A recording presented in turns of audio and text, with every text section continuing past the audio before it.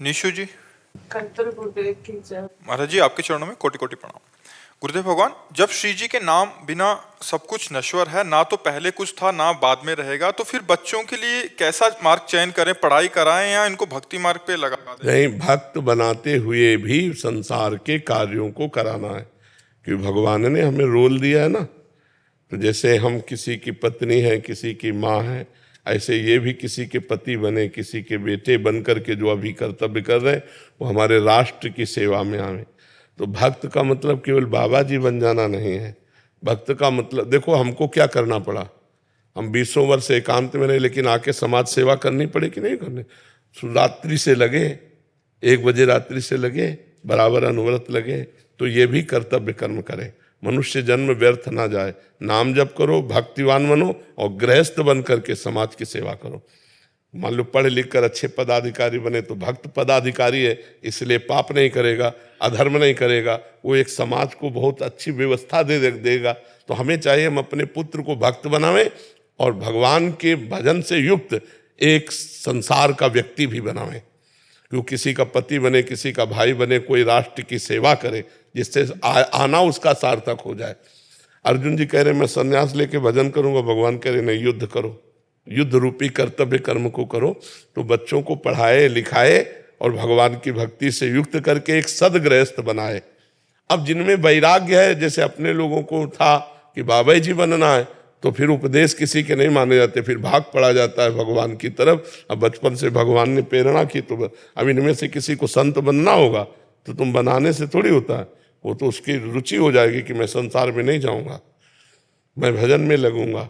तो हमारा कर्तव्य है कि हम उसे संसार और भगवान दोनों के लायक बनावें। उसकी क्या स्थिति है वो उसे बता देंगे। गुरुदेव, आज का जो माहौल है उससे डर लगता है कि जब पढ़ने के लिए बाहर भी जाते हैं तो अभी यहाँ रहते हुए भी बच्चों में आपस में इतना कंपटीशन है, छोटे छोटे बच्चों में। हाँ, ये तो मतलब बहुत विचारणीय विषय हो गया कि बच्चों के संस्कार बचा पाना बहुत कठिन है। ऐसा माहौल बनता चला जा रहा है, पर आप माँ हैं, आप ऐसे संस्कार दे रहे हैं, तो इसलिए इनको इतना परिपक्व कर दो कि कुसंग का इनके ऊपर प्रभाव न पड़े। इनको पहले से दोस्त की तरह समझाओ। तुम्हें कोई गलत आचरण के तो हमको तुरंत बताना। इनको इतना परिपक्व कर दो कि ये गलत कुसंग को आप तक पेश कर पाए। तो संस्कार डाले जाते हैं। अब आप अपने बच्चों के अच्छे संस्कार ऐसे डाल रहे हैं तो ये माया पर विजय प्राप्त करेंगे। नाम जप कर रहे हैं तो डरने की जरूरत नहीं, भगवान है ना। गुरुदेव, एक भाव आया था, जैसे मैं सोचता था कि आप और आपके शिष्य इतने प्यारे और सरल क्यों हैं।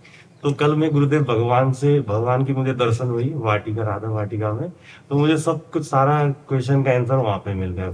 गुरुदेव वो इतने प्यारे, इतने सरल थे, मतलब मुझे एहसास हो रहा था कि आप भी वहां पे हो आसपास। नहीं, उन्हीं का सब कुछ है।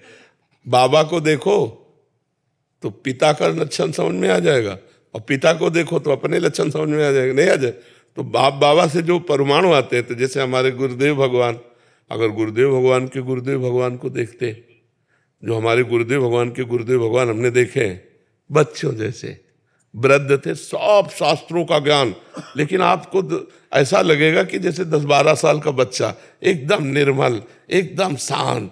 तो महापुरुषों से ही तो सब स्वभाव परिवर्तित होता है। तो ये स्वभाव हमारे अंदर आ सकती है गुरुदेव, अगर हम रोज नाम जब बस मन वचन कर्म से गुरुदेव का हो जाने पर, गुरुदेव के सिवा हमारा कोई नहीं। तो जो गुरुदेव में है वैसे आ जाएगा, जो यहाँ तन्मयता करेगा वो ऐसे चला जाएगा।